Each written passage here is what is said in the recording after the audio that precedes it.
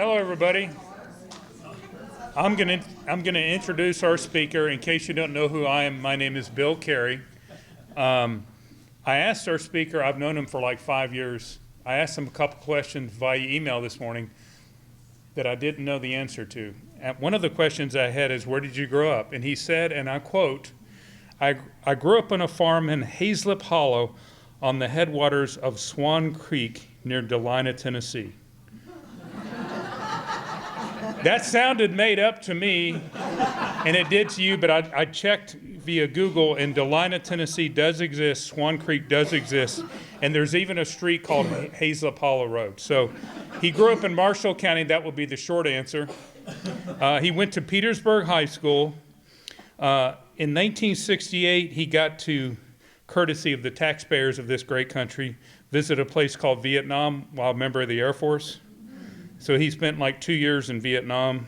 And I'm going to go through the career. I'm going to skip a couple of steps, but he ended up working for the Department of Energy. Is that right? In Oak Ridge, yeah, for his whole career. Somewhere along the way, he developed an interest in history and he developed the ability to tell a story. He started writing his newspaper column in the Oak Ridge paper in 2006. He became the official historian of the city of Oak Ridge in 2015. He has since been named a member of the Tennessee Historical Commission, and about 2 years ago I talked him into serving on the Tennessee Social Studies Standards Review Committee, which is something no one else has heard of, but suffice it to say that I owe Ray Smith about 20 free lunches for going through that.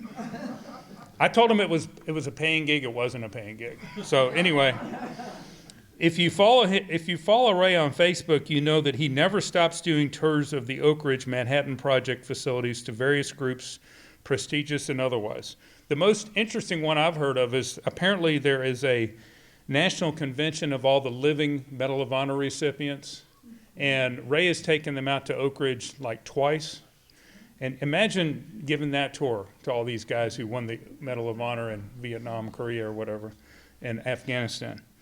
On the other side of the spectrum, I have asked him about 7 times to present to teacher groups as a part of what I do at Tennessee History for Kids, and Ray has done it without asking a question 7 times.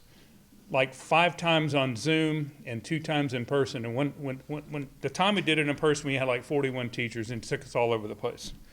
Anyway, I often ignore what Ray asked me to do, and it did it just now because Ray asked me to keep this short, and I talked longer than I should have. So I'm going to let Ray talk.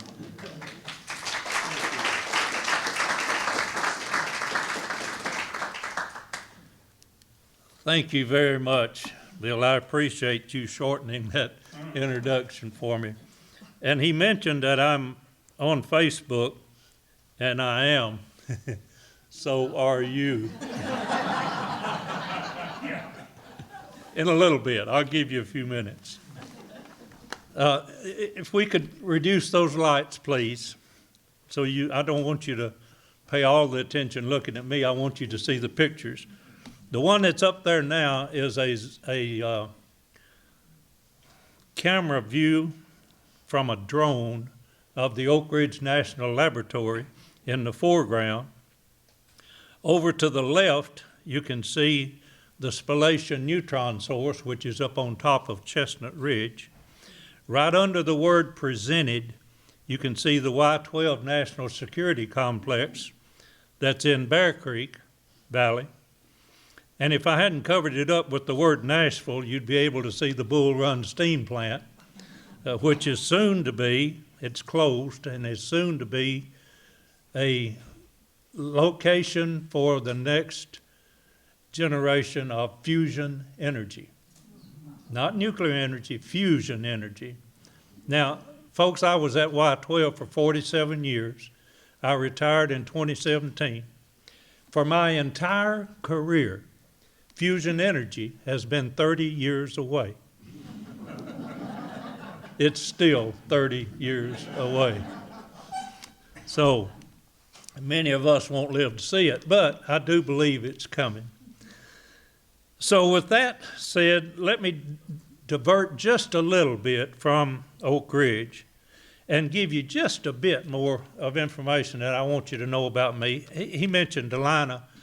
It's the only place I know named Delina, named for a widow woman's beautiful name and character.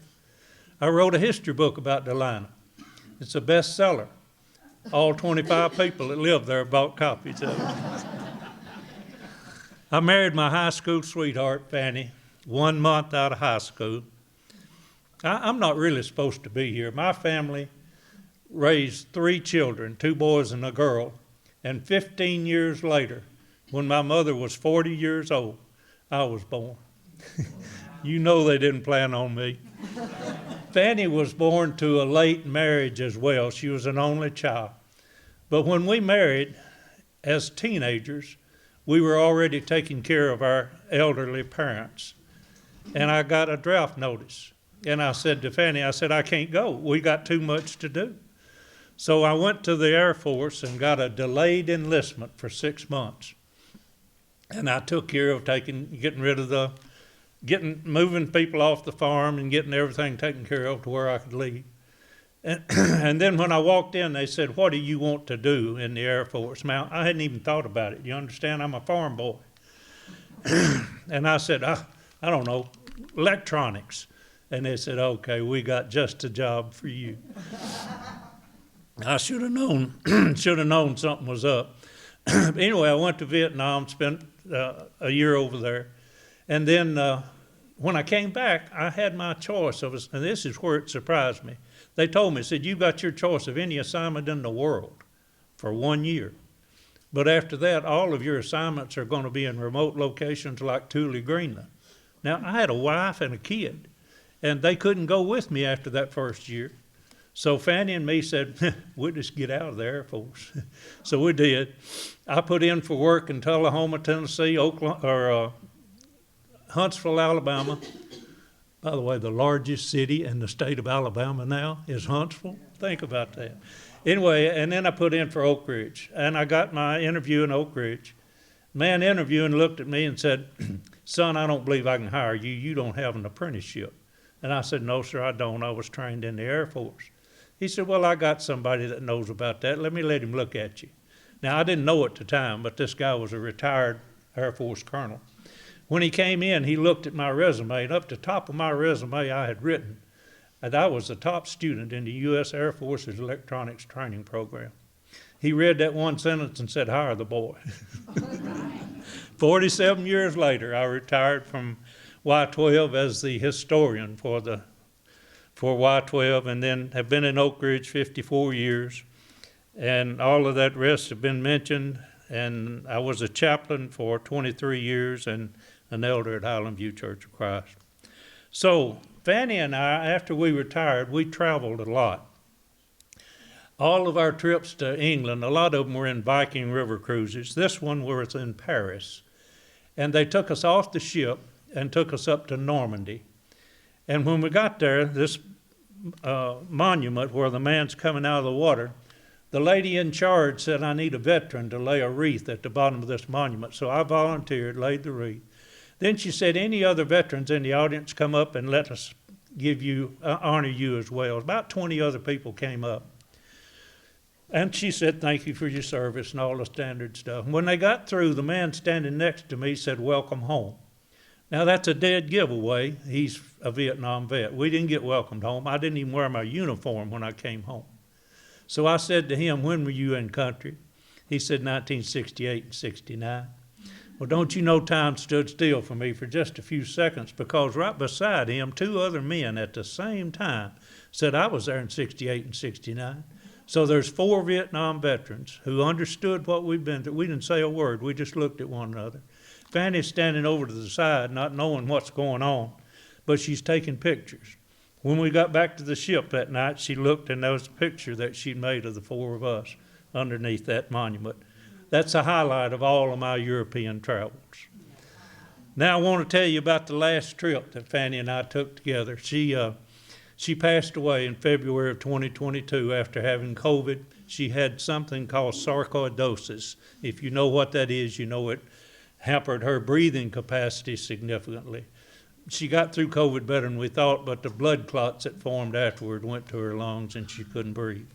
But the last trip we took was in February of 2020. Now, I gave a tour. I give a lot of tours. I've given 26 bus tours since the Oppenheimer movie came out. So we do a lot of touring. And this one, I got a call and said, these people want you to give them a tour, 4 couples. They drove up in a black Mercedes van with a chauffeur dressed in a tuxedo. I said, oh me, this is going to be different. Well, they wanted to go to the Calhoun's, a restaurant out on the lake there, and they had rented the entire event center for 1 table of cold cut sandwiches. I said, man, I'm into something here, ain't I? So I gave them the tour, and everything finished, and then that was in August. In December of 2019, I got a call from the same lady saying that this man and his wife that I'd given a tour to wanted me to come to Vail, Colorado for a round table. Now, what I learned is that he goes around the country and finds people that he thinks their career is interesting, and then he brings them, expenses paid, to Vail, Colorado for a round table. And the round table, as you can see, is set up in his garage. Remember, this is February, so it's cold out there. And he's got a heated tent over the doors, and he sets that round table up twice each day, and then we had entertainment in the evening. We were there for 3 days, skiing, dog sledding, snowmobiling every afternoon. Now, I rode the ski lift up to the top, took a bunch of pictures, rode the ski lift back down. These are the kind of people that were at that round table. That's Fanny and me up there that you can see me up in the upper left, and that's the gentleman and his wife standing beside us. Now, Fanny worked for 35 years at Oak Ridge Associated Universities in Oak Ridge, and she had the good fortune to be an administrative assistant to the lady that was a scientist who got to do the dose estimates for all the nuclear accidents in the world. They all came through. So Fanny got to type them up. Now, so she got to know a little bit about each one of these. So I went to that man and I said, look, you're giving me an hour to talk about Oak Ridge. I'd like to give half of that time to my wife and let her talk about nuclear accidents. He said, oh, no, I'll give her a full hour. So we did. I had an hour and she had an hour. Well, don't you know, she was a hit of the program because they'd never heard anybody talk about nuclear accidents and the dose estimates and that kind of thing. But other people that are there, look down at the bottom.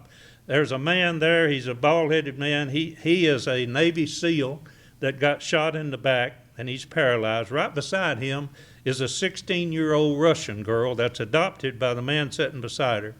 Her legs were deformed at birth, and at 14, she had them cut off at the knees. She's now a challenged athlete, world-renowned challenged athlete. Right two persons behind her, the gray-headed man there, is the commander of the Navy SEAL Team 6, the one that took Osama bin Laden out. The man that shot Osama bin Laden asked him to be with him when he was interviewed. 2 more men back in the, looks like a yellow shirt. He's a retired Navy pilot that, you know, they do their air shows. When they get through doing an air shows, look down at the bottom. When they walk into the hangar, they look at one another and say, I'm just so glad to be here. The lady up there, the blonde-haired lady up on the top, she is a scientist doing research on sharks. The man standing right beside her is George Gruen. Anybody know George Gruen? He's in Nashville. He makes guitars here. I gave him a ride from to the airport after we'd had the conference out there, but he was there and he played a mandolin for him. And we had a good time. And others, there were some people there that were involved in, were doctors from New York City. There was a magician there. He's right in the middle. He stole the watch off of my arm, and I never even knew it. He also stole the keys and the itinerary to President Carter's Secret Service years ago. So all of these people that are world-renowned, and Ray and Fanny Smith. Now, don't you know that was a highlight of my life to be recognized with those people. I'm still in touch with them on on Zoom, and we have we keep in contact. How many of you seen the Oppenheimer movie? All right, I'm proud of you, almost everyone. This is a picture, probably one of the most famous pictures of Robert Oppenheimer, and it's made at the guest house in Oak Ridge. That mantle that's there has been retained, and it is still in the Alexander Guest House, which is a senior living center now. The Department of Energy saw that they could not do everything they wanted to do out at the K-25 gaseous diffusion site. So Patrick McIntyre, who is the State Historic Preservation Officer, and I'm glad to be working with him on the commission, he told them, he said, look, if you can't put all the money into the K-25 initiative, it's okay to put that somewhere else and recognize something else that needs to be preserved. So they did. They put $500,000 into purchasing the Alexander Guest House. Then they gave it to a local nonprofit organization, historical preservation organization. And we gave it to Rick Dover for $1. He then spent $8 million on it to make it into the Alexander Guest House that it is today. He went up to Chicago to the Skidmore, Owens, and Merrill office and got the original plans. And the lobby of the guest house, Alexander Guest House, is the original floor from the original guest house. Now there's photographs in there where it was about to fall down. I mean, it was really bad shape. But he fixed it up. Now it's a part of the Manhattan Project National Historical Park, which is located in Oak Ridge, Los Alamos, New Mexico, and Hanford, Washington. And this guest house is mentioned as a part of the park. You can go in the front lobby. They're glad to have you there and see the historical displays that I have there. They're on your left. You can see Oppenheimer's picture. I framed it and set it up on that mantle. But I take 65 passenger buses up there and let them go through that lobby. And don't you know, those people living there are just delighted. When Rick Dover was refurbishing the place, this man walked up to the people there, and they had their plans laid out on a table. He said, "Let me see your plans." They said, "Okay, there they are." He flipped a page or two and looked at it, and he reached down and he pointed at it, a room, and he said, "I want to rent that room." And they said, "Okay, we'll put that down for you. Why do you want that room?" He said, "That's where me and my wife had our honeymoon." Think about that. Ain't that sweet? Now, I can't go without letting you know that this book, Critical Connections, about 7 years ago, Lee Rettinger, who's a professor at the University of Tennessee, asked me to co-teach a course with him on the Manhattan Project. I did. I told stories. He taught the course. And then when we got through, I said, "Hey, Lee, you got enough material here for a book." He said, "Well, I'm going to retire in a couple of years. Maybe I'll think about that." Well, he did, and he called me and said, "Okay, Ray, let's write that book." Well, 4 of us went together and wrote the book. Lee, myself, Al Echabus, and William Bugg. And we put the book together. Now, when I write historically speaking columns, at the end of the year, I put them into a book, and I just self-publish them. Doesn't cost anything. And, not a huge audience for them. And I told him the same thing here. I said, "Look, this is a niche audience. We're probably not going to sell many copies. Let's just do it as a self-publish." We got about halfway through it, and he said, "I'm going to take it to UT and see what they think." He took it to the professor, or to the chancellor at the University of Tennessee. They gave us $20,000. And UT Press printed the book, published it for us. So I'm tickled to death that we've got a book out there, Critical Connections. It's about the University of Tennessee and Oak Ridge and the things that they've done together over the years. This is Lee and myself with Halloran Hill on the News Talk 98.7 radio talking about the book. All right, now get ready. I'm going to entertain you just a minute. Well, hello again. It's Katie the Calutron girl, and Oak Ridge, Tennessee has been my home since the 1940s. So much has changed now that we don't have to keep it zipped anymore. We're sharing our secrets with everybody. Well, it's now time for me to share one of my secrets with you. What exactly is a Calutron girl? Time for a history lesson from yours truly. In 1932, Ernest Lawrence invented the caljutron machine in his lab at the University of California, Berkeley, to split uranium-235 from uranium-238. You see, caljutron stands for California University Cyclotron. Here at Y12 in Oak Ridge, we had 1,152 batch processes, caljutrons, that ran 24/7 for 2 years straight. Split between 2 different types of machines, alphas and betas. It took a workforce of over 22,000 people working around the clock here in Oak Ridge to do our small part to help win the war. That's where little old me comes in. You see, due to the war, there weren't enough men around to keep the caljutrons running. So the US government went out to local schools and recruited some hardworking, whip-smart young ladies who knew how to get a job done. Now what that job was, they couldn't tell us. What we did know is that we were helping lead our nation to victory and get life back to normal. We just had to take a few precautions along the way. Keep quiet about the work you were doing, and don't wear any medals. The wildest part is that when it was all said and done, this 2-year round-the-clock endeavor produced less than a gallon in volume of uranium-235, the necessary material to arm the little boy atomic bomb and end the war. Well, I loved pulling the curtain back and telling you a little bit about my life story. As always, you can learn about all the secrets of Oak Ridge by going to exploreoakridge.com. Until next time, it's Katie, the California University Cyclotron Girl. Yeah, that's a mouthful.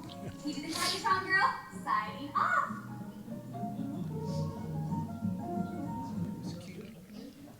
The Explore Oak Ridge, the Convention and Visitor Bureau in Oak Ridge, has several of those little Katie the Caljutron Girl bits that promote and interest people in tourism in Oak Ridge, and I wanted you to see that one. What you have in front of you is a satellite view image of Oak Ridge, and if you look, the city of Oak Ridge is up on the top there on the north, and just across Pine Ridge is Y12, the National Security Complex.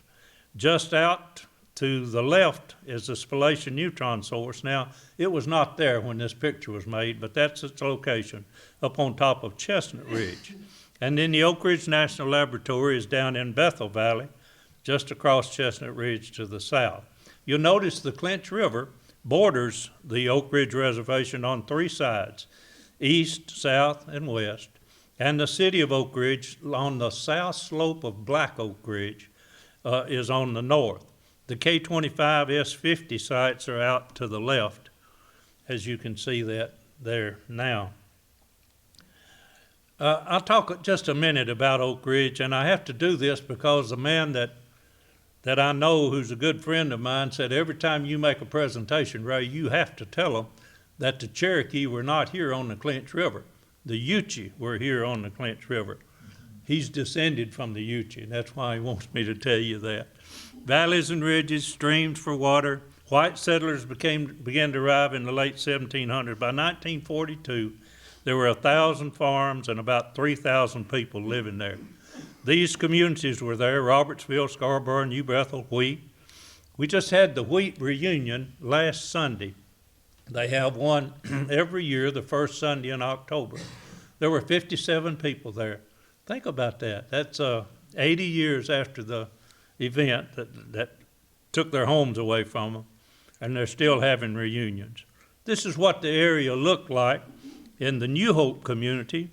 You're looking at the split in the ridge there where the road comes through from the city of Oak Ridge, Scarborough Road, going over to the old community of Scarborough, going right by Y12. That road right in front of the house is still there. That road is Portal 13 road going into Y12. The barn that's about in the center of the picture is where the Oak Ridge or the Y12 sign is for the plant. And the New Hope Center is just off the photograph to the right. Now, the man that owned that farm was George Robinson. His daughter thought they were not getting enough money for it, so she made a bunch of pictures of the farm. And then said they went to court to try and get more money. They didn't get any more money, but I got a really good set of pictures. And I've used them in documentary films. I've given you a card. On the back side of that card, where it says Retired Y12 Historian, there's a link there that says videos. That goes to about 12 documentary films that I've produced, along with other people. Keith McDaniel did the one on the Oak Ridge Story, a 90-minute documentary about the war years. And then he also did another 90-minute documentary about 1942 to 2006. Those are the best history that I think you're going to find about Oak Ridge, are on those two documentary films. There's also one that we made at Y12 called A Nuclear Family. It's 4 30-minute episodes that we made for public television. And they're on there, and that's the history of Y12. So if you can't sleep some night and you want something to put you to sleep, just look up one of those documentary films. Now let's talk a little bit about the area. Clinton Engineer Works is what it was known by the Corps of Engineers, but Kingston Demolition Range is what they first named it, but General Groves didn't like that name, thought it was too close to what they were doing. So they changed it to the Clinton Engineer, no I-N-G. If we were writing it today, we would say engineering. They didn't do that back in the day. The U.S. Army Corps of Engineers named their locations for the largest city there. Clinton was the largest city in Anderson County, and they named it to Clinton Engineer Works. Oak Ridge is just named merely for Black Oak Ridge. It's on the south slope and down in East Fork Valley, and that's where it got its name. Now, I usually say this to audiences, and I'll say it to you now. If you'll interrupt me anytime, although this looks very formal, if you'll let me know you want to ask a question, we'll stop and deal with your question. I'll have more fun if you do that, and you might enjoy the presentation more too. So don't hesitate to just hold up a hand and ask me a question anytime. About this time in the presentation, I normally get somebody saying, what in the world does X10, Y12, S50, and K25, what do they stand for? And I tell them nothing. A man named George Robinson, the man that owned the farm was George Anderson. I think I misspoke. But anyway, George Robinson wanted to write a book about Oak Ridge in 1950. He sent a letter to General Groves. He said, I'm writing a book about Oak Ridge, and I want to know what these things stand for, X10, Y12, K25, and S50. General Groves wrote him back and said, for the life of me, I can't remember where we came up with those, but they don't stand for anything. Except K25. The K might stand for the Kellex company that made the gaseous diffusion equipment, and the 25 was known to be a shortcut name for uranium-235. They took the 2 off the right-hand side of 92, the atomic number, and the 5 off the right-hand side of 235, and they called it 25. They did the same thing with plutonium. They took the 4 off of 94 and the 9 off of 239 and called it 49. There's a man who's written a book called Plutonium, the World's Most Dangerous Material. On the front cover of his book, he has a huge watermark of a 4 and a 9. So he knows the story. But the rest of them don't stand for anything.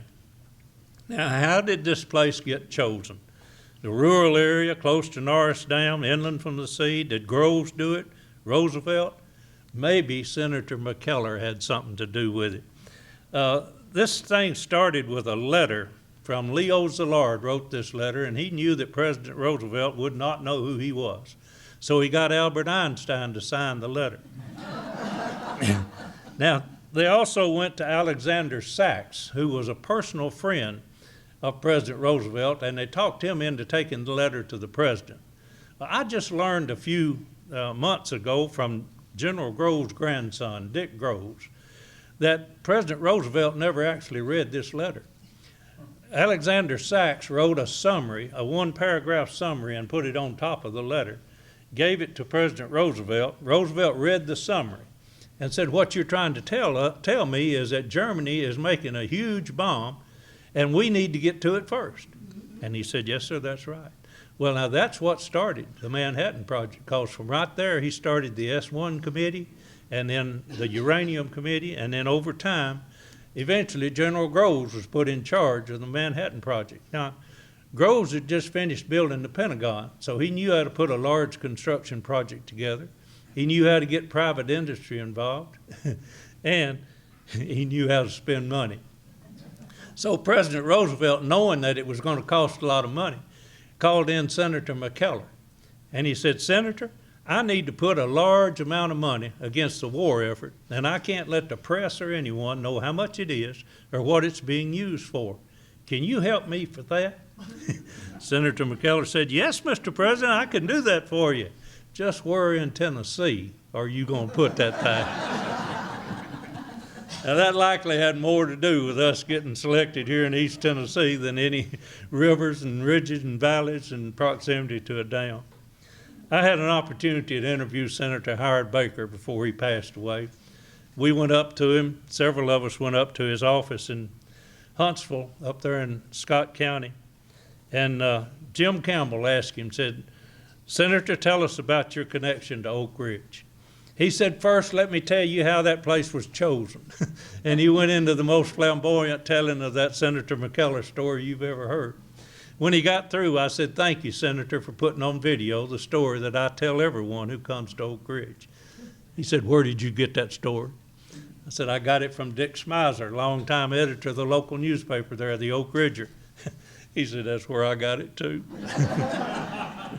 Now, I'll tell you another Senator McKellar story, and I know this one's true because the man that it happened to just passed away within the last year or so. His name was Lester Fox. He's a patriarch, or was the patriarch, of the Fox automobile dealerships in Oak Ridge and Clinton. But in 1942, he was a sophomore in high school at Oliver Springs, a little community just north of Oak Ridge. And he was skipping school. Him and his buddy were playing the pinball machine. When they got through, they were walking down the main street of the little town. They walked by the telephone office. Telephone operator leaned her head out and said, Lester, go get the principal. He's got an important phone call. Now, Lester's skipping school, but he does. He goes and gets the principal. The principal comes over and calls all the students together in an assembly, says, I've just gotten a phone call from Senator McKellar. He wants me to tell you to go home and tell your parents you're going to have to find another place to live. The government's going to take your property for the war effort. Now, Lester swears that's the way these 3,000 people first learned they were going to have to get off of 60,000 acres in order to make room for the Manhattan Project. Many of them didn't have automobiles. They didn't have trucks to move their belongings. If they had a car, they might not be able to buy gas for it or tires. Those things were rationed. But what they did have is young men in the military getting killed. So they wanted to do anything they could to stop that killing and end the war. So they got off their property, many of them in a matter of days, in order to make room for the Manhattan Project. Interestingly enough, John Rice Irwin, who got me into history back in the 70s, the founder of the Museum of Appalachia, he told me that their family had been moved off of the Norris Dam area in the 1930s, and they moved south down to what would become Oak Ridge. 10 years later, they had to move again. I've even heard of some people that had to move out of the Cage Cove in the Smokies, moved up to Norris, 10 years later had to move, went down to Oak Ridge and had to move 3 times. Don't you know they thought the government just comes along every 10 years, tells us to move. One of those families that had to move in 1942 was descended from a man named John Hendricks. Now, there's a person in the audience today that has already asked me about who is John Hendricks. So here goes the story. Now, John was born in 1865, Civil War time, in Bear Creek Valley, right where Y-12 is today. In 1900, his youngest daughter died. His wife accused him of being the reason because he'd corrected the child the day before. So she got mad and left him, took the rest of the children, and went to Arkansas and never came back. This really upset John, so he prayed to God, wanting to know why this is happening to him. Heard a loud voice during one of those prayers that said, if you'll go sleep on the ground for 40 nights, you'll learn the future of this place. Now, it must have been in the wintertime, because as the story goes, his hair froze to the ground. Now, let me interrupt my story to tell you, I told you these little communities still have annual reunions. Had one just last week. A few years ago, I was speaking at one of these reunions, and I was telling the story about John Hendricks. I got to the part about his hair freezing to the ground. This little lady held her hand up out in the audience. I said, yes, ma'am. She said, my grandmother put a quilt on John Hendricks when he was sleeping on the ground and fed him chicken soup because he was about to freeze to death. Now, you keep that in mind while I show you a little video about the John Hendricks story. Beginnings to secret missions to to being one of America's best resources for new technology. These valleys in East Tennessee have a rich and diverse history. We want to honor those who came before us. We want to keep our place in history alive by revealing the secrets of our hidden past.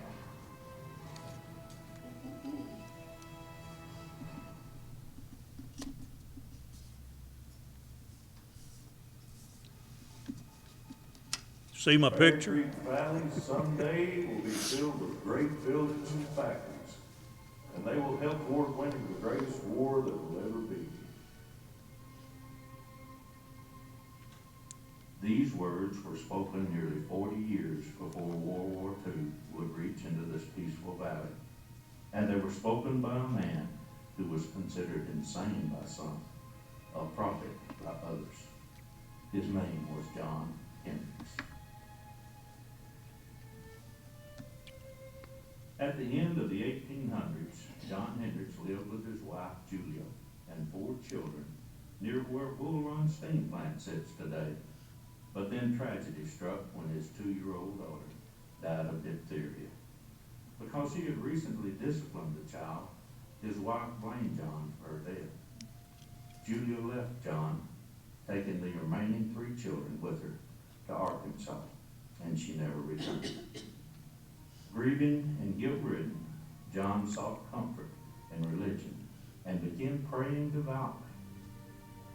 One day, as legend has it, he heard a voice telling him to go into the woods and lay on the ground for 40 days and 40 nights. Heeding the voice's command, John lay down in the forest and prayed for a sign.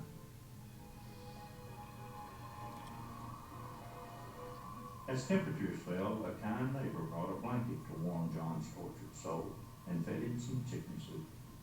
She had found him barely alive, with his hair frozen to the ground. When John Hendricks finished sleeping on the ground for 40 nights, he had tremendous stories to tell, and he'd tell anyone that would listen. Of course, they thought he was crazy when he was telling these stories, so they put him in a hospital for the insane. He didn't stay long, however, till he escaped, and he told the authorities God's going to destroy that place. Sure enough, his prediction came true. In a few weeks, when lightning struck the hospital, and it burned to the ground. Eventually, John Hendricks overcame his grief and married Martha Jane Gregory, who had 7 children from a previous marriage. John amazed his stepchildren with stories of his visions.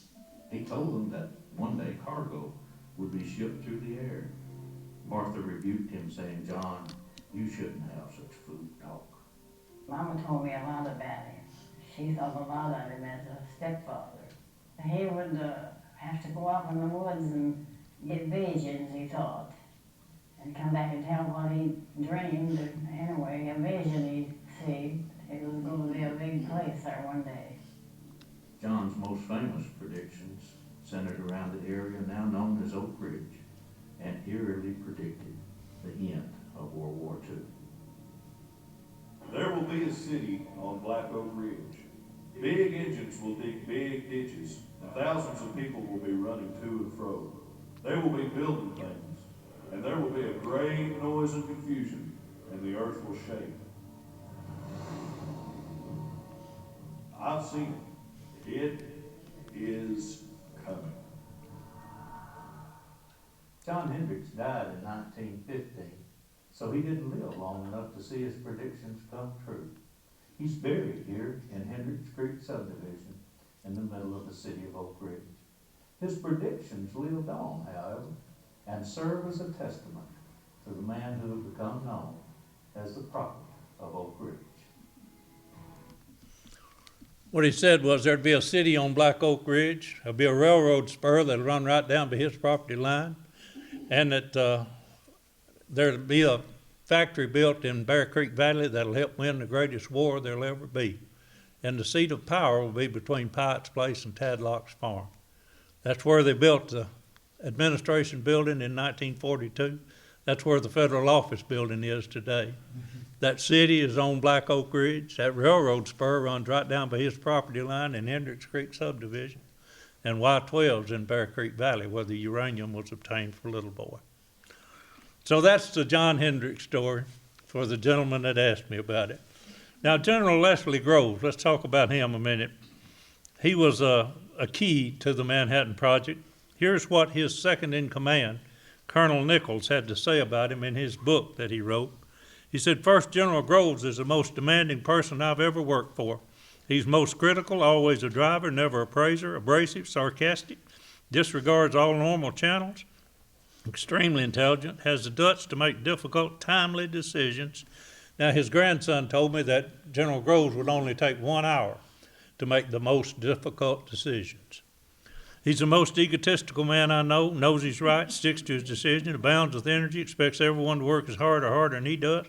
If I had to do my part of the atomic bomb project over again and had the privilege of picking my boss, I'd pick General Groves. Colonel Nichols was running the Manhattan Project day-to-day activities out of Oak Ridge.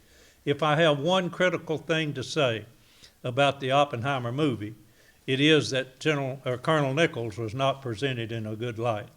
Nichols never had an office in Los Alamos. He only went out there twice. He went out there in March of 43 and April of 45. The conversation between Nichols and Oppenheimer about his security clearance actually happened, but it happened in Chicago. Now, don't you know Christopher Nolan has a one-sentence scene, and is he going to build another set for Chicago? No, he'll just let that happen in Los Alamos. I would have done the same thing. But anyway, I don't think General Groves would have ever handed his coat to Colonel Nichols and said, "Get that dry cleaned." Don't think so. Anyway, they made a good team, the two of them, Nichols running the day-to-day activities and for the Corps of Engineers, and Groves dealing with the decisions and the politics. This is what Y-12 looked like in 1945. The buildings you see on the right, they're sort of in a line there. There are 9 of them. The first one down at the lower right that you can just barely see a corner of, that's Beta 4. Next to it is Alpha 5, Alpha 4, and then you got Beta 2, Alpha 1, Beta 1, and then Alpha 1, 2, and 3. 9 buildings that had 1,152 calutrons in them in 1945 that were invented by Ernest Lawrence. Alpha calutrons, and as Katie the Calutron girl told you, they just stand for California University Cyclotron.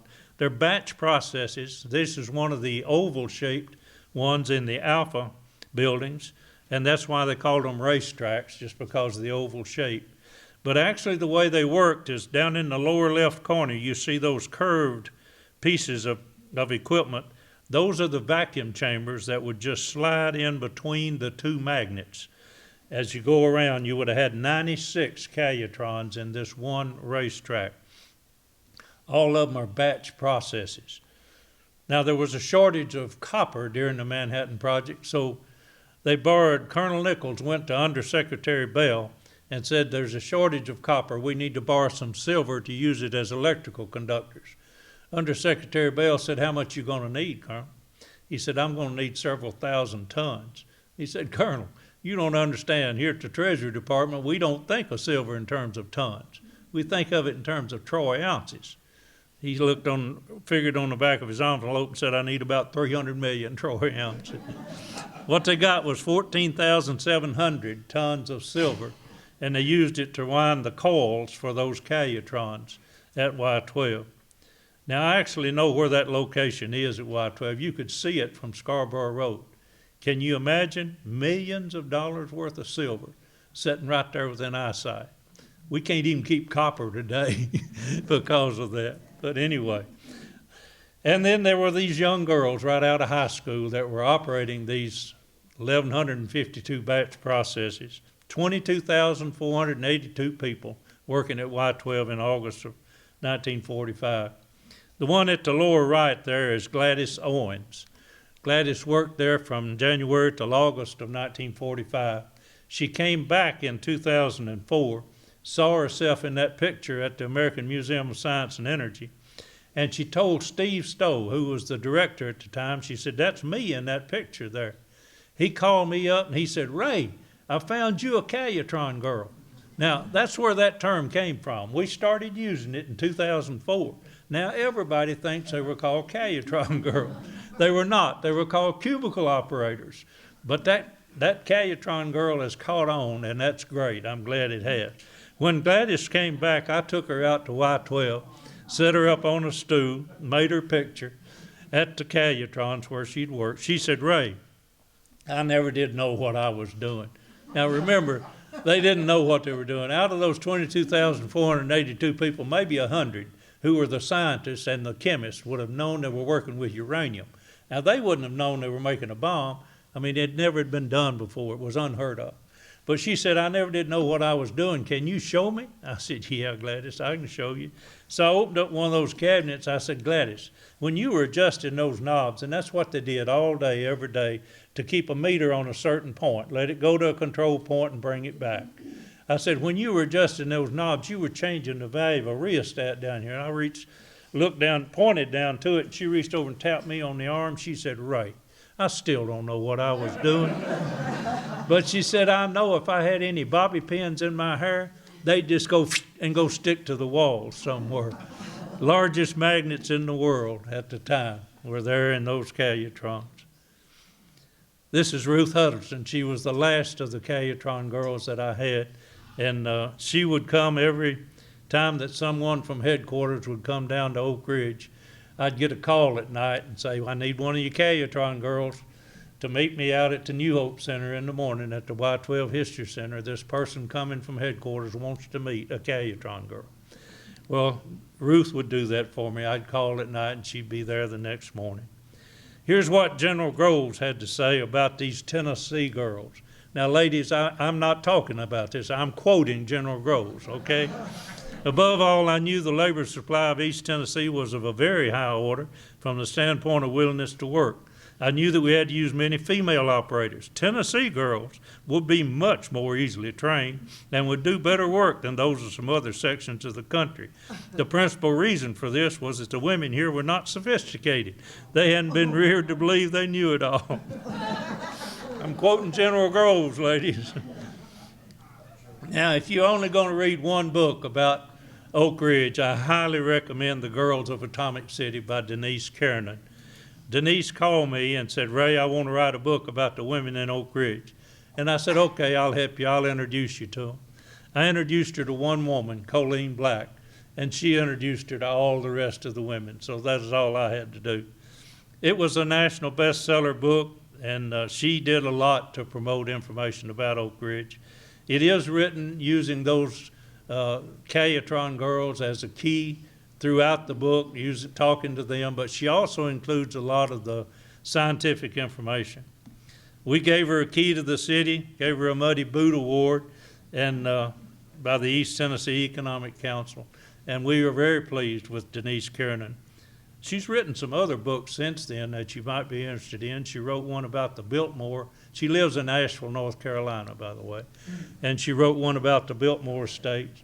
She also wrote one about Thanksgiving, how we came to have that holiday. And she wrote about that. And she and her husband, Joe, have written some other books about the signers of the Declaration of Independence and the Constitution. So she's a prolific author. This is one of the famous Ed Westcott photographs, and if you look over on the left, there's a lady that's got a coat over her arm. When we were opening the New Hope Center in 2007, I put this picture in the newspaper, and I said, "Any of you ladies that are still alive, come in and have lunch with us and help us cut the ribbons to these new buildings." 5 of them contacted me, and 4 of them came. One of them was this lady with the coat over her arm. She was Miss Atomic Bomb in 1945. Now notice, Ed Westcott, Ed made all these black and white pictures you're seeing. If I didn't have Ed's photos, I wouldn't be able to even talk about Oak Ridge. He's standing in a bed of a pickup truck telling these women to walk toward him. Now notice in about the right quarter, if you look behind the women, there's a man that's just standing there, wearing a tie, just standing there. He's not walking like Ed's telling him to. So when we were finishing the documentary film on the history of Oak Ridge, the nuclear family, we needed something to wrap it up. So we recreated that picture. And some of these people are descended from some of the ladies that were walking out. This is in front of the highly enriched uranium materials facility in Oak Ridge. That store at Y12, that stores all of the nation's highly enriched uranium. That's not in a nuclear weapon, in the Navy's ships and submarines, or in research reactors. All of it's stored there. So we had them walk away, but we put Ed in the picture. Notice the man standing there not walking? That's me behind him saying, Ed, don't move, don't move. Yes. Can you go back to I noticed something I didn't know before. There's a black woman in the back on the left side.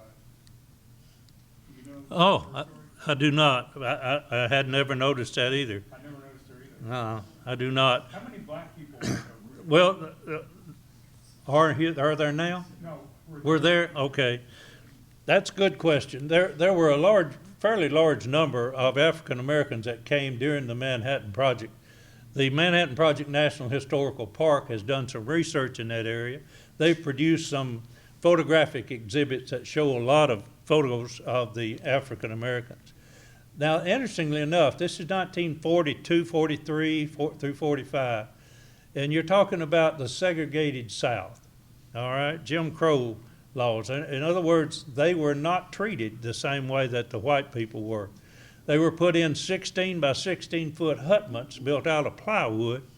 You can see one of those as a replica at the Oak Ridge History Museum in Oak Ridge. But they separated the men and the women, and they didn't let the families not only not live together, but they wouldn't let them bring their children because they didn't have anywhere to put them for them to go to school. So they were not treated the same as the white people coming to Oak Ridge.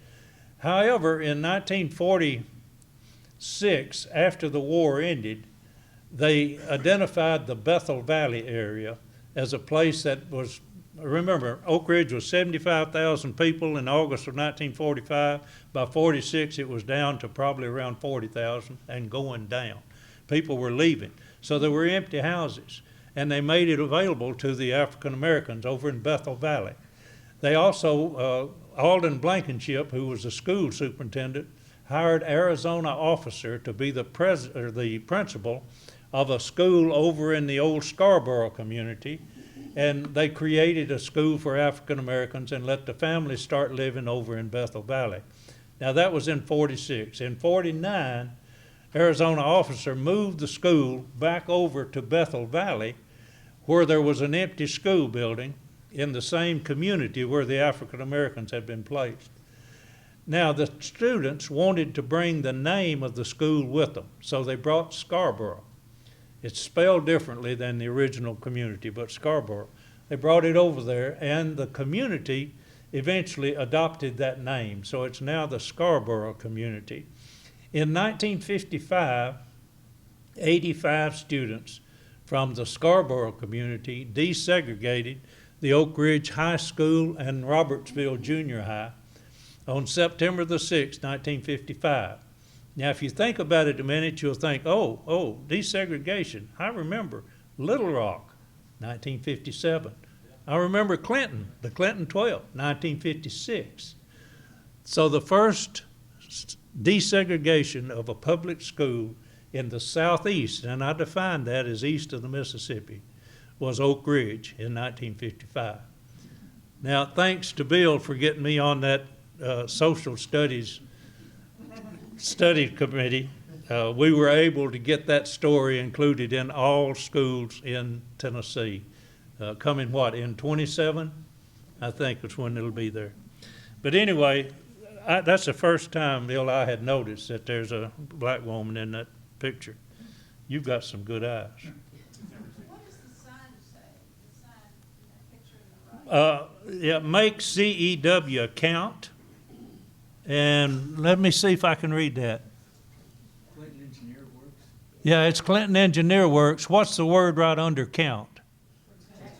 Protect the project. And what's the last words? Can you read them? I can't. Anyway, CEW is Clinton Engineer Works, and there were signs all over Oak Ridge saying, be quiet, don't talk. And Gladys told me, she said, Ray, if you said anything about the Oak Ridge project or the Manhattan project, you'd be gone the next day. Now, after the war ended, they formed a club called the 43 Club for anybody who was there in 1943. At the second meeting, a man held his hand up and said, I want to ask a question. They said, okay, what is it? He said, I used to have to keep a stack of blank 3x5 cards in my pocket. And if I heard anybody talking about the project, I had to write down what was said, who said it, and where it was said. I had to put it in an envelope and send it to the Acme Finance Company. If I didn't hear anything at the end of the week, on Friday, I had to send a blank card in. He said, I wonder if anybody else had to do that. About half the people in the room held their hand up. They were spying on one another. This is the K-25 building. It's the gaseous diffusion plant. This is the one that's 44 acres under one roof. It was the largest building under a single roof at the time it was built in 43 to 45. It is a part of the Manhattan Project National Historical Park. It's all been taken down now. The only thing left is its footprint. But this is the building that produced all of the highly enriched uranium for nuclear weapons that we have today. It operated from March of 1945 until 1964, and it was shut down at that time. Now, we continued to produce some highly enriched uranium up at the Portsmouth plant to send to the nuclear navy for their ships and submarines for a number of years after this building closed. But all the weapons uranium, highly enriched uranium that we have in the nation today was produced in that building, and it's all stored at Y-12 now. This is S-50, the thermal diffusion plant. Not much is known about it, but this is the one where Oppenheimer came to General Groves and said, look, the hardest part of getting this uranium-235 is to get that first little bit. In 1,000 pounds of uranium ore, there's only 7 pounds of uranium-235, 0.7%. The hardest part is getting it from 0.7% up to 1, 2, or 3%. He learned that the Navy was experimenting with thermal diffusion, and he said, you've got that steam plant down there, the world's largest steam plant, to produce electricity to go to the K-25 site, but the barrier material wasn't ready, so they didn't have the K-25 gaseous diffusion process running yet. He said, why don't you build a thermal diffusion plant there by that steam plant? So Groves went to the contractor and said, I need a thermal diffusion plant. I need it built right by that steam plant, and I need it in 90 days. The contractor said, that's impossible. Groves looked him in the eye and said, you've got 80 days. They built it in 76 days, operated it for about 3 months, and they calculate that by using that process, they shortened the war by about 3 weeks. This is Happy Valley. 15,000 people live there just across the street from the K-25 gaseous diffusion plant. When I was asked in 2006 to produce to help the History Channel with a production, the Lost City of the A-Bomb, they wanted me to find a city. So I did. I went and found Happy Valley and let the mayor of the town walk up and find an old fire hydrant. That was our Lost City of the A-Bomb. That's the chapel, or the Castle on a Hill right in front, the administration building. Muddy streets in Oak Ridge. This is the Children's Museum today, but all of those flat top houses are still there. Of course, they've got pitched roofs on them now because flat tops leak. They brought in trailers, anything else they could.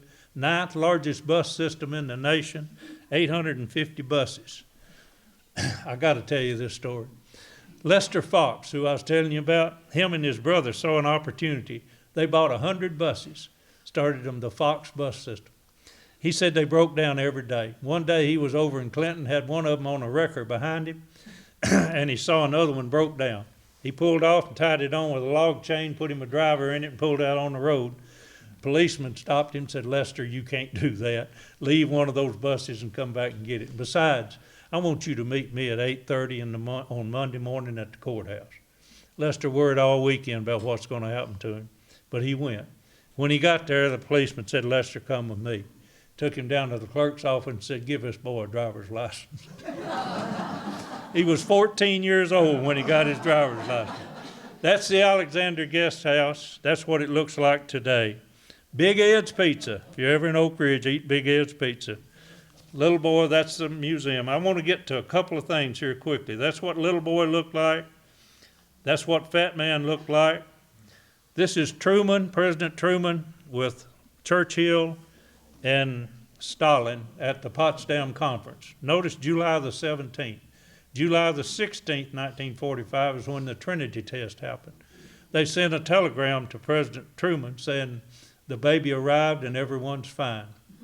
That meant that the bomb worked. So he told Stalin, we've got a big bomb, it's going to end the war. Stalin said, I know.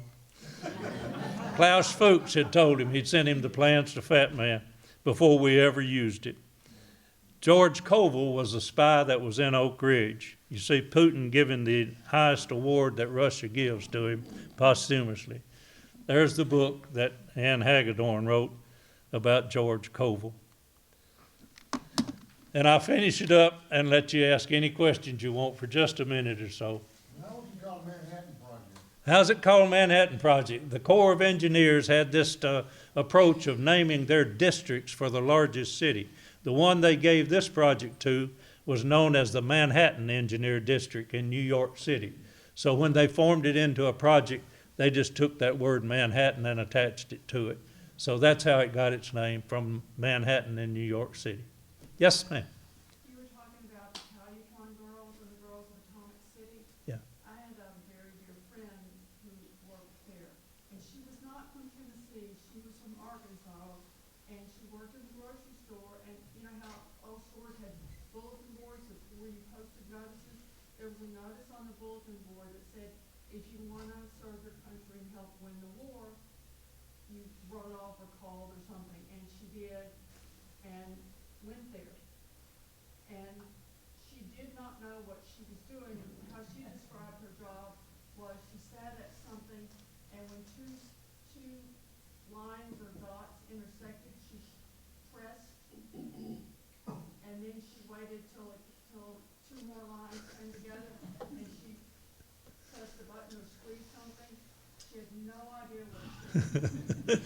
None of them did. That's exactly right. And they rode those buses to and from the work site. Yes. Back to the dormitories. Yes. And about 50 years later, she was with a group of friends staying in Rugby. Yeah. And they decided to go take a tour of Oak Ridge Mhm. because it was where she had worked. And Yeah. she had never been back since the Yeah. war. And she did not know what she had been doing until she saw the pictures. Yeah. And needless to say, kind of freaked her out. And she lost her life to cancer based on the radiation exposure. And they wore identification badges. And those badges measured the amount of radium, Radioactivity. yeah, that they were exposed to. What my question was, how many, do we have any idea how many of the people who worked there lost their lives to cancer? No. She asked the question, how many people have lost their life to cancer who have worked in Oak Ridge? You need to know that the cancer rate for Oak Ridge is exactly the same as the rest of the Southeast. Now, it doesn't matter how many times I say that, no one believes it. Doesn't matter. You can hold highly enriched uranium in your hand. It doesn't give off a lot of radiation, just a little bit of alpha. That'll be stopped by a piece of paper or by your skin. Now, you don't want to eat it. You don't want to inhale it, because any of that inside your body is going to be dangerous to you. There is a program run by the Department of Labor that provides assistance to anyone who has worked around nuclear weapons in that industry and developed certain types of cancer or other illnesses. Berylliosis is the worst thing that people get coming from beryllium, inhaling beryllium in their lungs. It's just like asbestos. If you inhale it in your lungs, in 20 years, you're going to have asbestosis or you're going to have berylliosis. Almost always happen. If you look at all the statistics about the number of people who actually have cancer associated with radioactivity, it is a very small number. Most of the sicknesses associated with nuclear weapons has to do with other materials that they're worked around and with. Now, plutonium is an entirely different situation. It is radioactive. You have to work with it remotely, and if you're exposed to it, there's likely to be consequences. There was an accident in Oak Ridge at Y-12 in 1958 where 8 people were exposed to radiation, and they were off work for about a month, but all of them lived to be in their 70s or 80s. But there is a program addressing that for people that do have illnesses associated with working with those materials. My friend did get all of her expenses paid, and I'm lucky enough to know and listen to several people talk who worked at Oak Ridge. Just unfortunately, the 2 people that I cared about Yes. both lost their lives to cancer from that. One of them was an administrator, and I'm wondering from what you're saying if she worked in General Grove's office. Well, I don't know. Very good. I don't know either, but No. Groves didn't have an office in Oak Ridge. well, she worked for somebody that, Yeah, I'm sure. and with him. Yes, ma'am. Is this what Oak Ridge looks like now? That is exactly what Y-12 looks like now. That's the Y-12 National Security Complex. And Yeah, can you Bill. visit? Yes, you can. By the way, right down in the lower right, you see there's a little brick siding on that building. That's the New Hope Center. Inside the New Hope Center is the Y-12 History Center. It's open to the public from Monday through Thursday during working hours. Now, the doors are locked, and you don't want to take any pictures outside because you're on video and they'll come and get your camera. But if you go up to the door and just push on the little intercom button and say, I want to see the History Center, they'll open the door and let you in. And you can take all the pictures you want inside the History Center. Just don't take any outside. Bill? Speaking of really good stories, can you tell the one about Governor Prentice Cooper and how pissed he got? He kept the secret from him. I can. Yeah. The fact is that they took this, when General Groves came down here, he was appointed on September the 17th, 1942. He left a meeting early, caught a train down to Knoxville, and the next day he went out and looked at the Elza site and decided, yes, we want to buy that. So he sent the message back. They determined to buy, eventually bought nearly 60,000 acres, and began operations, and never said anything to the governor, Prentice Cooper. After a little while, Groves said to Colonel Nichols, said, you know, we ought to tell the governor something. So Nichols wrote a letter, and he sent it with a captain down to Nashville to the governor's office. Governor Cooper saw him, made him sit outside his office all day. Finally, at the end of the day, he said, what is it you want? So he told him, he showed him that letter from Colonel Nichols. Prentice Cooper took the letter and tore it in half and threw it in the trash can. So the captain went back and told Colonel Nichols, said, I don't believe he liked your letter. So they decided we're going to have to do something different. So they did. They sent someone other than a captain to talk to him, and they invited him to come to Oak Ridge so he could see what was going on. When they got him down there, they had created this reception area for him, and they were so proud of it. Now remember, this is in a dry county, okay? You're not supposed to have any alcohol in here, but in fact, they had created an ice tray, a huge container of punch that they had put in there. And when he walked in the door, the ice container broke and the liquid run out on the ground or on the floor right up to his feet. He got a big kick out of that. But I think he got over his mad spell. Yes, sir. I worked up there in the 90s, and this grassy section was a settling pond at that time. Yeah, New Hope Pond. And this other pond was there, It's called Lake Reality. and you would see people out there with hazmat suits on, sweeping the sidewalks. And you'd ask them what was going on. Well, Miss fed in those settling ponds. The frogs ate them. And then as I'd come out of the gate down there, they'd go over my truck with a Geiger counter and check my tires. My tires be hot, my front grill be hot. And, you know, what's the deal with the guys in the hazmat suits? Well, it's contamination, so we can't hose it off. So they had, the geese would land in the things, they'd eat the bugs, and crap all over the sidewalks. And the government was paying these people in the hazmat suits to sweep up the goose crap off the sidewalks. What's your question?